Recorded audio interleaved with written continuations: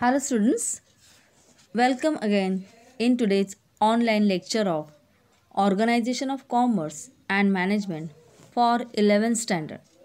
Dear students, in our 5th lesson, Forms of Business Organization Part 2, up till now we have completed Departmental Organization, Statutory Corporation, and of these we have done features, merits and demerits. Now another form of business organization is also there which comes under the public sector and its name is government company. Today we are going to discuss about the meaning of government company, then features of government company, its merits and demerits. Dear students, now what is the meaning of this government company? So accordingly, the company which is registered under Companies Act 2013 having minimum 51% of paid up share capital held by the central government or any state government or partly by central government and partly by one or more state government is known as government company. For example, National Thermal Power Corporation is there, then Bharat Heavy Electricals Limited is there, then Hindustan Machine Tools. So these are some examples of government company. म्हणजे विद्यार्थी मित्रांनो, आतापर्यंत आपण सार्वजनिक क्षेत्रामधले first departmental organisation, त्यानंतर statutory corporation हे दोन व्यवसाय संघटना यांचा अभ्यास केला आहे.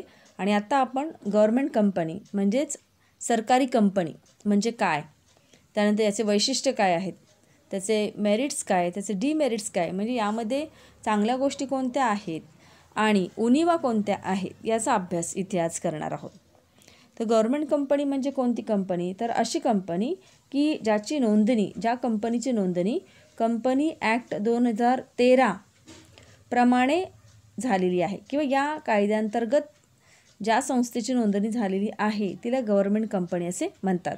तसंच ज्या कंपनीचं जे पेड अप कॅपिटल आहे त्याच्यामध्ये केंद्र सरकारचा किंवा राज्य सरकारचा 51% जास्त सहभाग असतो.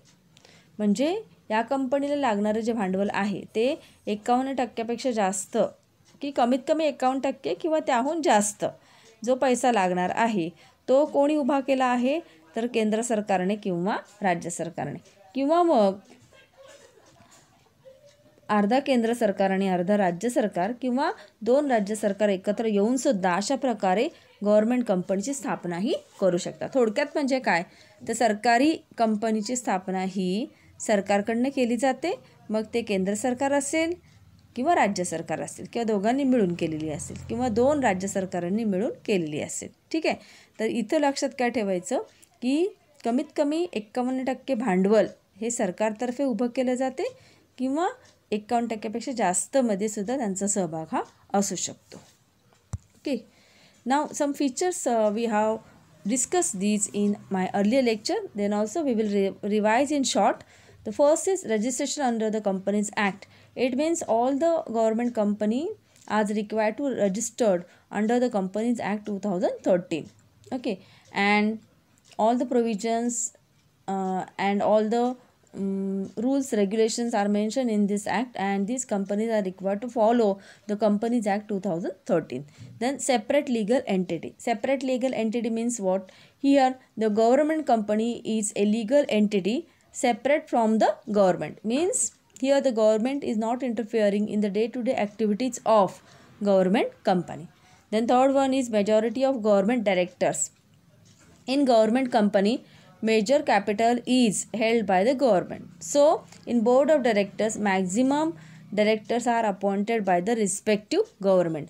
म्हणजे इथं सरकारने उभं केलेलं भांडवल हे जास्त असतं, त्यामुळे संचालक मंडळामध्ये सुद्धा सरकारचे जे संचालक आहेत किंवा सरकारने नेमून दिलेले संचालक यांची संख्या ही जास्त असते. Fourth is on staff.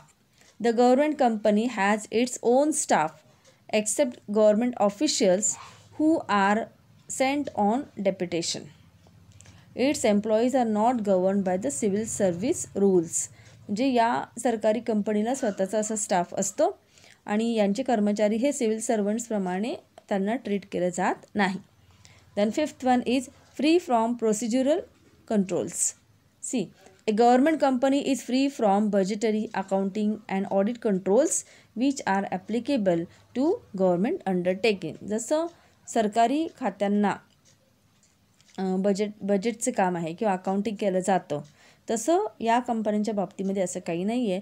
जे काही प्रोसिजर आहेत गव्हर्मेंटचे ते याला प्रत्यक्षपणे लागू होत नाही. Okay, so all these are some features of government company. Now we are going to discuss in details merits of government company. म्हणजे यातले चांगला भाग काय आहे तो आपण बघणार. Now the first point is easy formation. See, a government company can be established easily under the Companies Act. Okay, just by an executive decision of the government. म्हणजे इथं सरकारने निर्णय घेतला की या कंपनीची स्थापना कंपनी कायदा 2013 प्रमाणे केली जाते. Then the second is internal autonomy. A government company can manage its affairs independently. It is relatively free from ministerial control and political interference in its day to day functioning. It means here that there is no any direct involvement of any political party or leader in day-to-day activities of the government company. म्हणजे ही जी सरकारी company आहे यामध्ये रोजच्या कामामध्ये कोणत्याही सरकारचा हस्तक्षेप हा नसतो किंवा रोजच्या कामामध्ये कुठेही इंटरफेरन्स केलं जात नाही. Now the third is easy to alter. See, objectives and powers of the government company can be changed by simply altering the memorandum of association of the company without seeking the approval of the parliament. म्हणजे ही जी government company आहे तर जर काही बदल करायचे असतील government कंपनीला तर गव्हर्मेंट कंपनीचं जे मेमोरंडम ऑफ असोसिएशन आहे त्यामध्ये बदल करून कंपनीला हवे ते निर्णय घेता येतात आणि इथं त्यांना संसदेचं मंजुरी घेण्याची काही आवश्यकता नाही. ओके, म्हणजे त्यांना कंपनीचं जे संचालक मंडळ असेल किंवा कंपनीचा रोजचा कारभार पाहणारे जे अधिकारी वर्ग आहे त्यांना योग्य असे बदल करावायचे असल्यास योग्य पद्धतीने मेमोरंडम ऑफ असोसिएशन हे जे डॉक्युमेंट आहे कंपनीचं पायाभूत दस्तऐवज आहे यामध्ये योग्य पद्धतीने बदल करून ते जसं परिस्थिती आहे त्याप्रमाणे निर्णय घेऊ शकतात. Now the fourth one is discipline. See, the government company is subject to the provision of the companies act which keeps the management of the company active, alert and discipline. See here, all the working of the government company is according to the Companies Act. So everything is written in this act and all the activities are conducted by the board of directors according to the rules and regulation or provisions mentioned in the Companies Act. Okay, so proper discipline is there while handling the business activity. म्हणजे ही जी सरकारी company आहे या सरकारी कंपनीचा कारभार हा पूर्णपणे कंपनी ॲक्टमध्ये ज्या काही तरतुदी किंवा कार्यपद्धती लिहून ठेवलेली आहे किंवा तिथं त्याचं योग्य असे विश्लेषण दिलेले आहे त्याप्रमाणे सरकारी कंपनीचा कार्यभार हा चालत असतो. म्हणजे एक त्याला पद्धत असते आणि काम करण्याची सुद्धा ते कशा प्रकारे केले जावे या बाबतीतसुद्धा नियम हे कंपनी कायद्यामध्ये लिहून ठेवलेले आहेत. त्याप्रमाणे हा सगळ्या सरकारी कंपनीचा कारभार हा चालत असतो. म्हणजे एक प्रकारची शिस्त आपल्याला तिथे दिसून येते. Okay, now the fifth one is professional management. See, a government company can employ professionally qualified managers because it has its own personal policies. म्हणजे ही जी सरकारी कंपनी आहे या सरकारी कंपनीमध्ये प्रोफेशनल जे कर्मचारी आहेत त्यांची नियुक्तीही केली जाते. कारण ही जी सरकारी कंपनी आहे तिला स्वतःची कर्मचारी भरती जी काही योजना आहे किंवा त्यांचं जे धोरण आहे ते स्वतःला राबवता येतं. त्यामुळे त्यांना चांगले कर्मचारी मिळतात संस्थेच्या विकासासाठी. Now the sixth one is public accountability.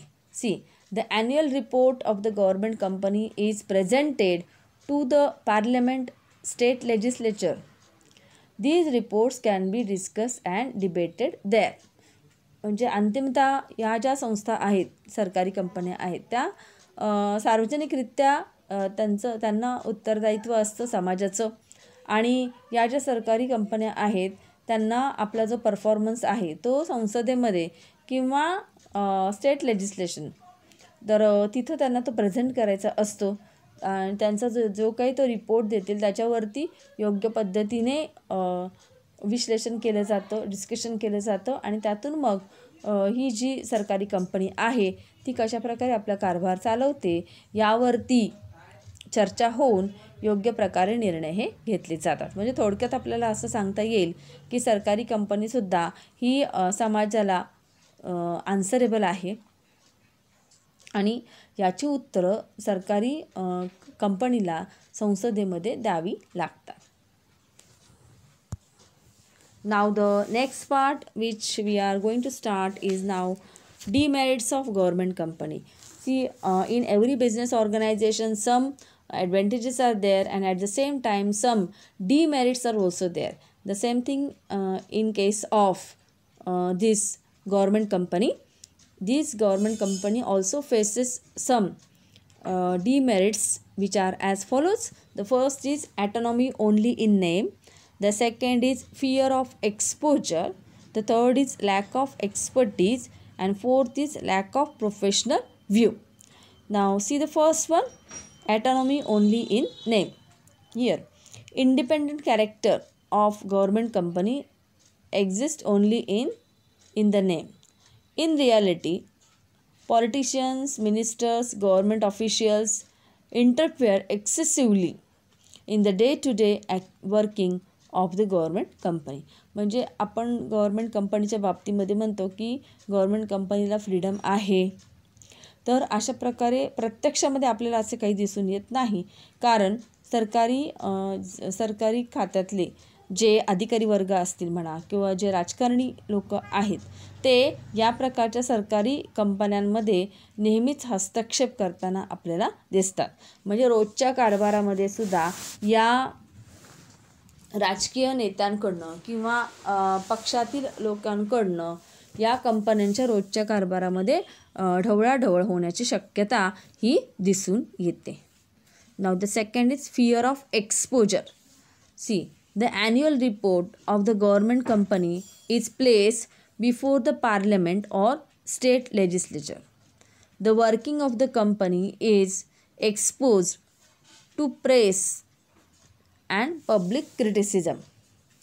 Therefore, management of government company often gets demoralized and may not take initiative to come out with the implement something innovative. See here what happens. Always this government company have the fear of exposure. म्हणजे या ज्या सरकारी कंपन्या आहेत त्यांना स्वतःचं सगळे books of accounts असतील म्हणा किंवा ॲन्युअल रिपोर्ट्स असेल त्यांचा, तर तो रिपोर्ट ते संसदेमध्ये सादर करतात किंवा मग विधानसभेमध्ये सुद्धा सादर केले जातात. तर अशा प्रकारे सर्व माहिती ही बाहेर दिली जाते. ते सगळं पत्रक वगैरे सादर करत असताना सरकारी कंपनीची सर्व माहिती लोकांना मिळते आणि ही प्रेससमोरसुद्धा ती माहिती उघडपणे सांगावी लागते. तर अनेक वेळा पब्लिक क्रिटिसिझमसुद्धा या कंपनीच्या कारभारावरती होत असतं. तसंच या कंपनीचं जे मॅनेजमेंट आहे ते नेहमी डिमॉरलाइज होताना आपल्याला दिसतं. कारण इथं कोणताही जो कर्मचारी आहे तो कुठल्याही प्रकारचे काम करण्यासाठी पुढाकार घेताना आपल्याला दिसून येत नाही आणि काहीतरी नवीन संकल्पना घेऊन पुढे अगदी क्वचित कर्मचारी हे येताना आपल्याला दिसतात या सरकारी कंपनीच्या बाबतीमध्ये. Okay, now the next is lack of expertise. See, the key personnel of government company are often deputed from government departments. Such person generally lack expertise and commitment, leading to lower operational efficiency of the government company. म्हणजे या ज्या सरकारी कंपन्या आहेत त्यामध्ये अगदी निष्णांत लोक किंवा कर्मचारी तिथे असतीलच याची काही गॅरंटी नसते. कारण संचालक मंडळावरती जे काही सदस्य म्हणून काम करणारी लोक असतात तर त्यांची नियुक्ती बऱ्याच वेळा सरकारकडूनच केली जाते. मग अशी व्यक्ती पूर्णपणे त्या पदासाठी क्वालिफाईड आहे का, त्या व्यक्तीला अनुभव आहे का, आणि ती व्यक्ती गव्हर्मेंट कंपनीच्या हिताचा म्हणजे त्याच्या कारभाराच्या हिताचा योग्य निर्णय घेईल का याबाबत शंका असते. कारण सरकारच्या केवळ इच्छेपोटी किंवा त्यांच्या संबंधांमुळे ती व्यक्ती या गव्हर्मेंट कंपनीच्या संचालक मंडळामध्ये येऊ शकते. तर ती व्यक्ती एक्सपर्टच असेल किंवा एखाद्या संचालक मंडळामधील सदस्य जर सरकारने त्याला नियुक्त केलेलं असेल तर ती पूर्णपणे हुशार आहे, त्याला भविष्याचा वेध घेता येतो किंवा जी बिझनेससाठी लागणारे जे मार्केटिंग आहे किंवा पॉलिसी फ्रेमिंग आहे तर हे सगळं त्या संचालक मंडळातील सदस्याला येईलच याचं आपण शाश्वती देऊ शकत नाही. Okay, now the fourth is lack of professional view. See, sometimes there is a lack of professional view while taking decisions by the board, as these companies are more bounded with fulfillment of social objective of business. म्हणजे खूप वेळा असं होतं की सरकारी कंपनीमधले संचालक मंडळातील जे सदस्य आहेत तर हे जे सदस्य आहेत यांच्याकडे व्यवसायाकडे प्रोफेशनल व्ह्यू बघण्याची कमतरता असू शकते आणि त्यामुळेच या ज्या सरकारी कंपन्या आहेत यांच्यावरती नेहमी सतत असं त्यांना ओझं असतं की आपण नेहमी समाजोपयोगी कार्य केले पाहिजे. ओके, आणि त्यामुळे काय होतं की एक प्रकारचं बर्डन या सरकारी कंपन्यांवरती सदैव असतं आणि या कंपन्यांकडे किंवा या कंपन्याचे जे संचालक मंडळ आहेत तर यांनासुद्धा व्यवसायाकडे प्रोफेशनल व्ह्यूने बघणं हे नेहमीच शक्य होईल असं काही नाही. Okay, so we can say there is a lack of professional view on the part of board of directors. So dear students, these are some merits and demerits of government company which we have discussed now. I hope you have understood all the merits and demerits of government company. In our next lecture we are going to meet with the new point. Till then, take care, be happy, and goodbye students. Thank you.